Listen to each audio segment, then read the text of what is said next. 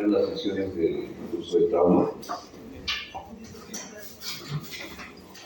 Vamos a hablar de trauma en situaciones especiales. Este capítulo también involucraba lo que es trauma térmico, pero durante el curso van a tener también clases sobre quemaduras, entonces ya no vamos a hablar de ello.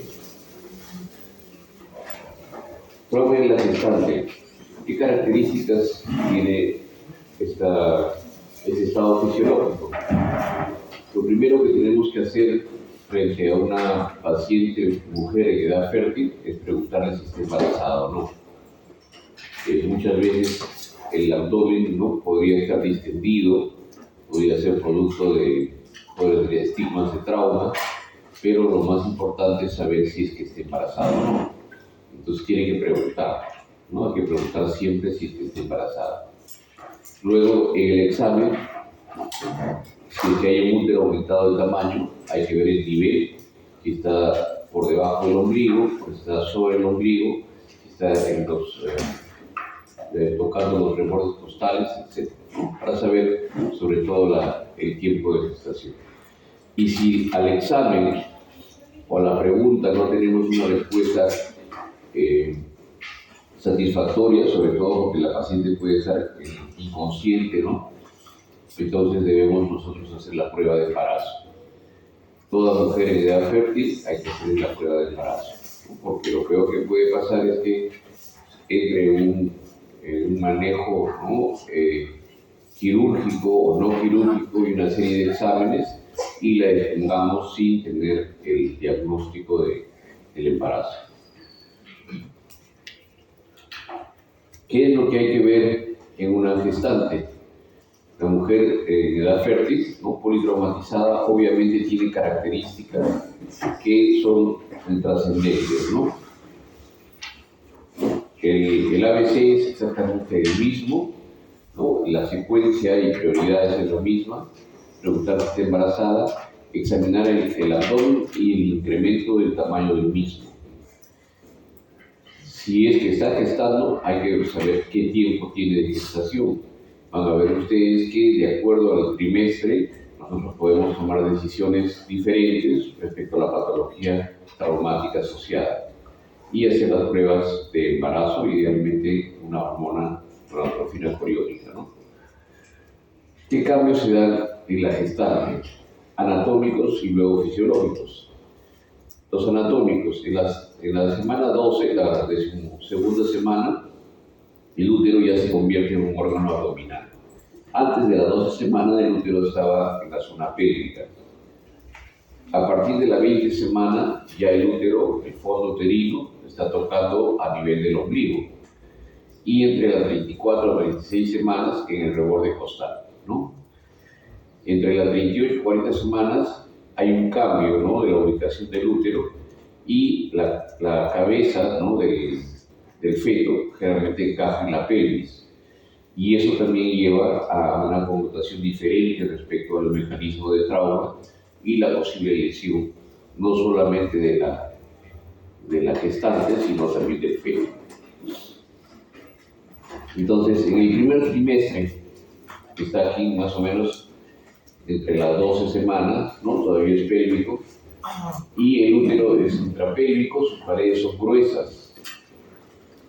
El feto está protegido de un trauma directo, sobre todo abdominal, pero no pélvico. Los riesgos son, si es que hay un trauma, el aborto y la isoinmunización, ¿no?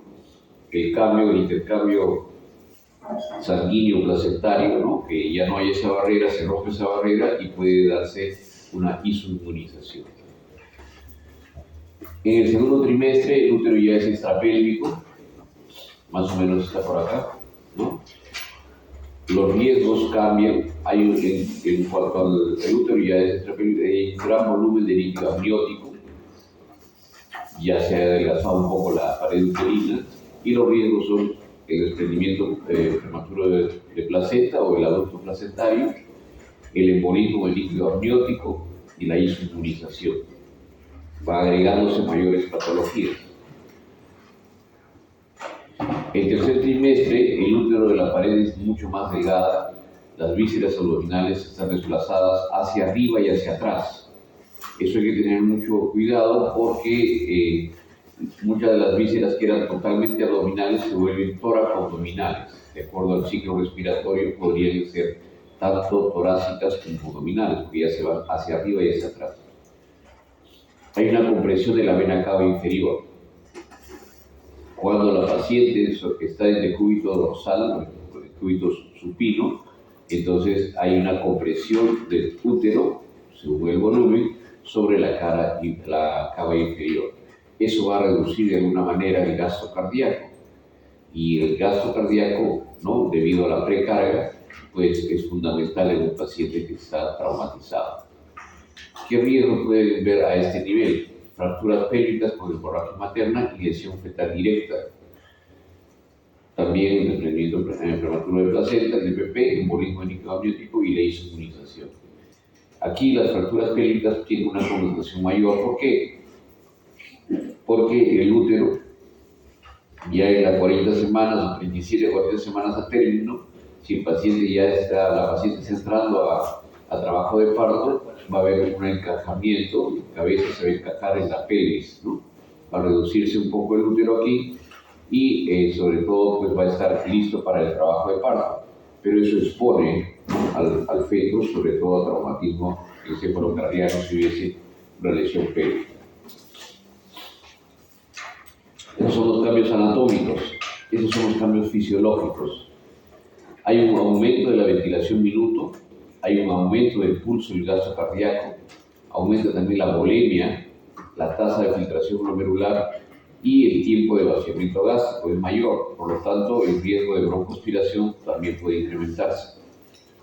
Hay una disminución de la presión de CO2 y el hematocrito, ¿no? Lo más importante aquí es que la volemia es mayor, por lo tanto los pacientes pueden tolerar pérdida sanguínea que usualmente no lo tolera un adulto promedio. Doctor, ¿pero sería hasta segundo trimestre? No, estos son cambios fisiológicos en durante toda la gestación. Menciona que en el tercer trimestre había una comprensión de la vena cava inferior. Una cosa es hemodinamia y otra cosa es volemia. No, pero me refiero a que el gasto cardíaco también. ¿Cómo? Menciona que aumenta el gasto cardíaco, pero menciona que en el tercer trimestre, como se comprime la vena cava inferior. Había dicho por eso me refiero a que eso se aplicaría excepto en el tercer trimestre. No es cierto. Lo que sucede, lo que pasa es lo siguiente: el gasto cardíaco está incrementado, pero la posición de la paciente cuando está en decúbito supino, el útero va a comprimir. Así que por más que esté incrementado el gasto cardíaco, esa posición va a hacer que el útero, si no tenemos la precaución de ponerla en decúbito lateral, en este caso derecho, ¿no? Hay izquierdo y derecho, ¿de acuerdo? Eso es diferente. Si nosotros lo ponemos en el lado izquierdo, el riesgo de broncoaspiración es mayor. Si lo ponemos en el lado derecho, ¿no?, vamos a descomprimir la vena cava. Pero ese cambio, ¿no?, es básicamente transitorio, porque es un cambio físico, el cambio es un cambio fisiológico. La volemia está incrementada, el gasto cardíaco también está incrementado. Lo que sucede es que ese cambio de la compresión uterina en una posición como el decúbito dorsal hace que transitoriamente se disminuya el gasto cardíaco. Por eso que al transportar a la gestante tenemos que ponerle en una posición lateralizada, ¿no?, para poder evitar esa compresión del útero. ¿Ya? ¿Cómo evalúo dos pacientes? Si ya sabemos que la paciente está gestando, ¿no?, y tiene dentro de ella, dentro de su útero, el feto, hay que hacer una revisión primaria y la reanimación va dirigida a la madre. No, eso es que sí, está gestando, pobrecita, vamos a ver el feto, hay que salvarlo. No. Lo primero que tienen que hacer ustedes, si quieren salvar al feto, es reanimar a la madre. ¿Por qué? Porque están conectados a través de la placenta y por lo tanto todo lo que hagan sobre la madre va a mejorar en el feto. ¿Ya? Luego hay que hacer un monitoreo fetal rápidamente, llamar al obstetra para que haga una evaluación ecográfica y también hacer un monitoreo fetal. hay una revisión secundaria de la madre, hay que revisar también de la cabeza a los pies, igual que un paciente politraumatizado. Hay que llevar un cuidado definitivo de la madre y del feto, ¿no? Para ver en qué estado está y si está estable o no. Y en todo caso, coordinar con el obstetra para ver si se tiene que hacer la cirugía en el caso de una cesárea, ¿no? Las madres que son RH negativo deben recibir, ¿no?, terapia con inmunoglobulina, excepto cuando las lesiones sean distantes del útero. Es decir, si es una paciente politraumatizada, es una paciente que tiene traumatismo abdominal, tiene traumatismo pélvico, todo aquello que esté dentro del dorso de la paciente, entonces hay el riesgo de que pueda haber un traumatismo a nivel placentario, y eso va a poder causar el intercambio sanguíneo y se puede isoinmunizar la madre, ¿no?, y causar todos los efectos del rechazo, ¿no es cierto? Por eso es que las madres deben recibir, ¿no?, que son RH negativa, deben recibir inmunoglobulina. Y la consulta temprana a la obstetra pues es vital, ¿no?, porque nos va a decir todas las características ecográficas, ¿no?, y la respuesta fisiológica que tiene frente al embarazo y cómo está el feto, ¿no? Tomando en cuenta los cambios anatómicos y fisiológicos en una gestante, hay que tener las siguientes precauciones al asistir. Como les decía, las prioridades son las mismas, A, B, C. En vía aérea es mucho más difícil porque hay mayor riesgo de aspiración. ¿Por qué? Porque el útero va a comprimir el estómago hacia arriba y hacia atrás, por lo tanto, tiene riesgo de que el esfínter esofágico inferior se vulnere y pueda tener mayor vaciamiento gástrico.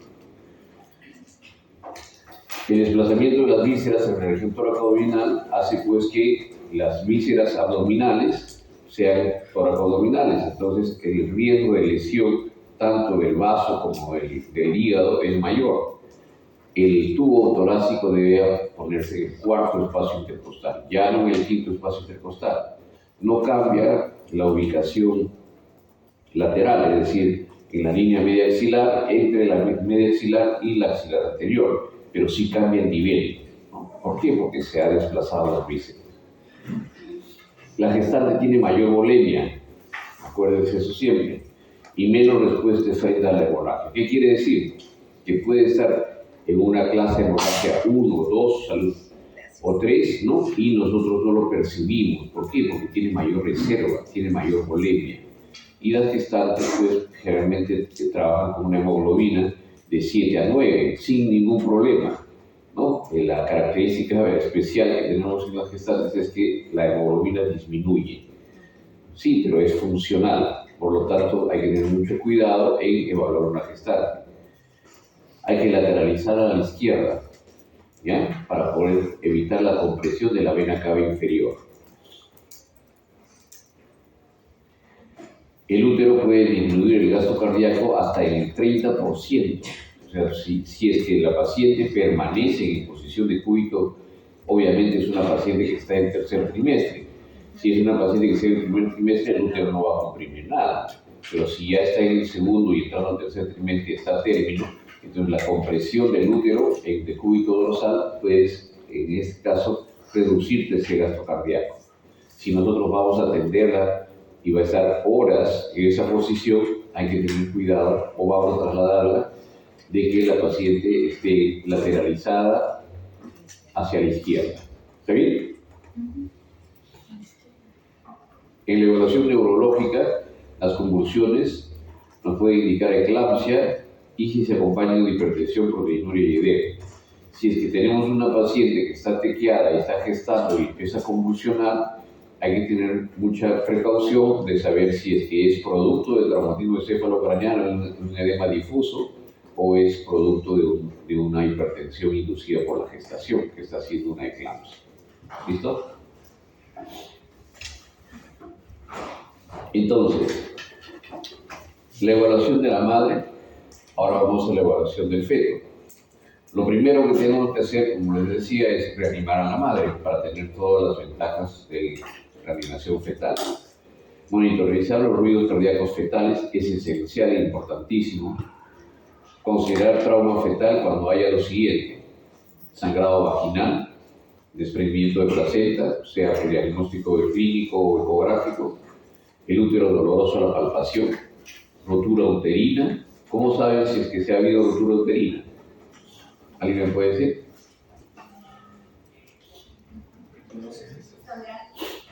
La paciente debe estar en shock. Obviamente se ha roto el útero y está sangrando hacia adentro, ¿cierto? 1, 2. ¿Se palpa el útero en el fondo? No. No, pues porque ha caído y ha salido probablemente el feto. Y lo tercero, ustedes palpan las extremidades del feto, la cabeza, las extremidades, ¿no? ¿Por qué? Porque ya está dentro de la cavidad abdominal, ¿no? Entonces se ha roto el útero. Al romperse el útero, el feto sale, ¿no? Entonces obviamente pueden ustedes palpar lo que antes no podían hacer, ¿no? Entonces todo eso es obviamente una super emergencia y hay que salvar a la paciente y también al feto y ver si es que está entrando en trabajo de parto. Cesárea perimortem. Se realiza cuando los esfuerzos por reanimar a la madre han sido infructuosos. ¿Qué quiere decir? Que la madre, pese a todos los esfuerzos que están haciendo, ya no puede salvarla. Pero saben ustedes que el feto podría ser viable, sobre todo si está en el tercer trimestre. Entonces pueden hacer una cesárea perimortem. Debe hacerse cuando existen posibilidades de reanimar el feto en un embarazo a término. Es imprescindible mantener una buena hemodinamia. O sea, más importante que la ventilación, que intubar a la paciente, ¿no?, que darle ventilación positiva, es reanimar a la paciente, es decir, darle masaje cardíaco. Porque si ustedes logran el masaje cardíaco van a tener pues perfusión, y esa perfusión va a ser placentaria, y esa perfusión placentaria va a llevar oxígeno al feto. Los casos reportados tienen una alta mortalidad, y si el abordaje quirúrgico no se realiza en un tiempo breve, puede dejar secuelas de hipoxia. Deben darse dentro de los 4 o 5 minutos posteriores al paro. Como ustedes entenderán, los casos que se presentan son muy pocos, ¿no?, y de sobrevida. ¿Listo? ¿Alguna pregunta? O sea, en este caso, la madre le daría el paro y de ahí es donde a los 4 o 5 minutos en ese lapso nada más puede hacer eso. Claro, si ustedes hacen la reanimación, ¿no?, o la cesárea después de ese tiempo, teóricamente siempre el paciente tiene secuelas. ¿Ya? Les voy a contar un caso, ¿ya? Porque no lo he publicado. Sí. Si la madre tiene mayor bulimia, ¿cómo saber cuándo está entrando en una hipovolemia y poderle reanimar? Ya. Muy buena pregunta. Claro, no nos va a ayudar mucho la presión arterial, porque realmente ellos tienen una presión arterial un poco más alta. Ahí va. Entonces tampoco nos va a ayudar la diuresis, porque su tasa de filtración glomerular también es alta. ¿De qué nos valemos? Y ustedes se acuerdan del cuadrito de hemorragia. ¿Sí? ¿Signos? No, los signos vitales no nos ayudan. Le acabo de decir que la presión arterial y la diuresis no. Al final había dos parámetros. Sí, la palidez y la... No, la clínica no nos va a ayudar muchísimo. La paciente siempre está pálida cuando es una gestante. Más todavía si va a ser politraumatizada. Está preocupada porque lo primero que piensa la madre es una reacción natural, es salvar a su hijo, ¿no?, al feto. Exactamente. El lactato y el exceso de base nos van a poder predecir una hipoperfusión tisular. Son los parámetros más válidos para poder ver si es que la paciente está entrando en hemorragia. Eso lo dije, ¿de acuerdo? Sí. Entonces, cuando está en hemorragia tipo 1 o 2, con un sangrado menos de 2 litros, entonces probablemente no va a haber mayores alteraciones hemodinámicas. Y ellas inclusive están entrando en sangrado 3, más de 2 litros, y tampoco hay alteraciones hemodinámicas. Entonces, lo que nos va a marcar es el desvío del metabolismo aerobio a un anaerobio, ¿no? Y ahí sube el lactato, ¿no? Entonces, ahí eso sí es imposible que siga sangrando y no haya reacción respecto al lactato, ¿no?, en fisiología. ¿Listo? Bueno, yo tengo un caso, ¿tiene cuántos años ahora? 22 años ya. No, 20, sí, 22 años, de 21 a 22 años. Un paciente que antes trabajaba yo aquí en el Hospital Boto Bernales, ¿no? No sé si conocerán, que queda por el Mitio Balizar, ¿no? Entonces, eran las 8:10, 8:15 de la mañana, siempre en la carretera central había tráfico. Y ¿qué sucedió? Que una camioneta amarilla atropella a una gestante. Ahí entre el cruce entre la Bacus y el mercado de productores, ¿no? Cerca al Hermilio Balizán y cerca al Boto Bernal. Entonces la atropella, la paciente cae a la pista con traumatismo encefalocraniano y exposición de masa encefálica. Ella había ido a su control, su último control antes del parto, ¿no? Era un parto a término sin mayor problema y ella ya tenía una hija anterior y este era su segundo bebé. Entonces, bueno, salía de descontrol, salió tranquila, fue temprano y al momento de cruzar la pista, pues pasó el accidente. ¿Qué sucedió? Que, pues, usualmente la paciente ya tenía exposición de masa encefálica y a todas luces estaba muerta. Pero en ese momento, pues, estaban todos esperando los buses, ¿no? Para transportarse, porque es una zona de bastante afluencia del público. ¿Ah? No. No ha sido tan trágico. Entonces, ¿qué sucede? Que las personas que estaban ahí decían, bueno, pero ahí está el hospital, llévenla, ¿no? Claro, entonces, ya ahí van a entender por qué no se publicó este caso. ¿Y qué sucedió? Que el técnico, yo me acuerdo mucho que es el técnico Faustino, ¿no? Que solamente obedecía órdenes así expresas, ¿no? Le dijeron, estaba en la puerta, todos se acercaron a la puerta, ¿no? Había un accidente.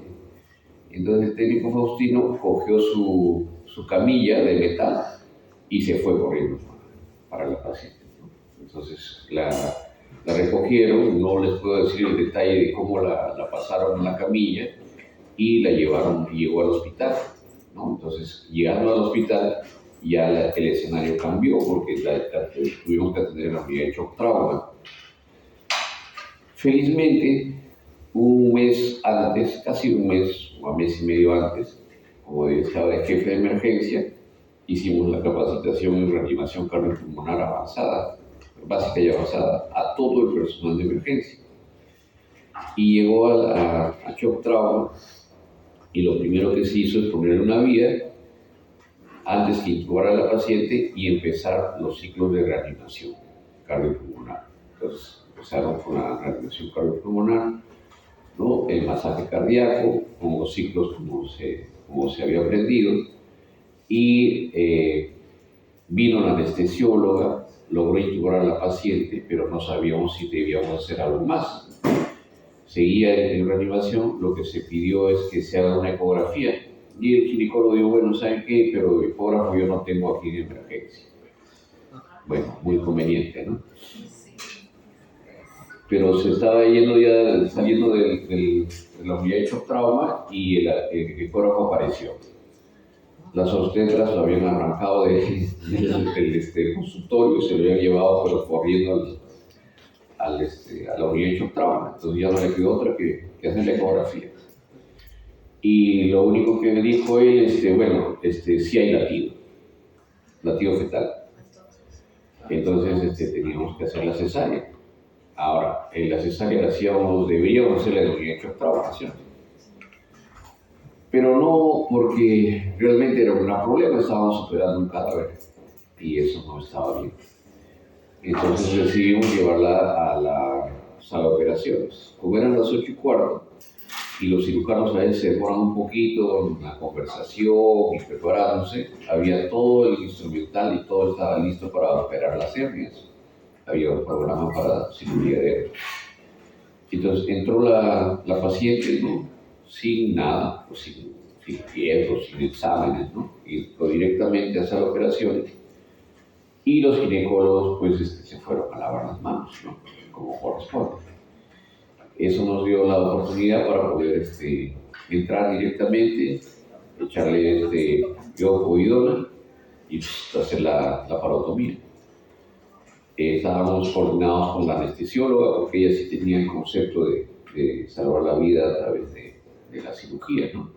Porque no era una cesárea pues, electiva, ¿no? Ni mucho menos.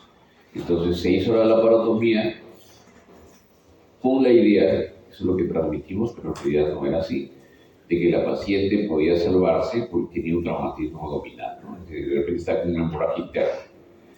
Y bueno, hicimos la laparotomía, hicimos también la cesárea, ¿no? La uterotomía, ¿no? ¿Cómo se llama esa? Bueno, vertical, no fanes ni nada. Y en una, pues, y ahí llegaron los ginecólogos, ¿no? Ya desesperados porque les estábamos quitando su espacio. Bueno, sacaron al feto, estaba término, ¿no? Ya tuvo 3 de Apgar al nacimiento y 6 al minuto. No estaba el neonatólogo, porque recién estaban ellos acomodándose, ¿no? Poniéndose la ropa, y lo intubó un cirujano también que estaba ahí, que justo estaba haciendo la hernia. Lo intubó y el paciente, el feto empezó a reaccionar. Y estuvo pues ya con 9 de Apgar, ¿no? Nos transferimos al Hospital Almenara, yo trabajaba todavía ahí en Coto Bernales, y llegó bien, ¿no? Tanto estuvo tan bien que empezó a reanimarse ya y dijeron, bueno, mejor no lo transferimos, ¿no? Pero ya era una muerte materna y finalmente había que transferirlo. Se transfirió y bueno, hace que un año ha regresado al hospital con su papá. Y está estudiando en la universidad, creo que no aquí, no sé en qué universidad está. Y ya está casi en el 3er año de la universidad, ¿no? Está bien. Ahora es un caso que obviamente no se publicó porque hemos cometido algunas cosas que no se debían hacer. Primero, que no se puede atender un cadáver, ¿no? La ley peruana no te pide que si tú haces levantamiento de cadáver, pues muy bien puedes irte a la cárcel. Eso es uno. 2, que el paciente que tienes que operar, ¿no? Si tienes que operarlo era en la unidad de shock trauma, pero ahí no lo puedes hacer. Si lo están grabando, después lo borran, ¿eh? No lo puedes hacer ahí, porque deberías hacerlo, ¿no? Pero obviamente todas las repercusiones de hacer esa cirugía en la unidad de shock trauma en el hospital de seguro, pues no fue. Después de 5 años hicimos un reporte de casos solamente,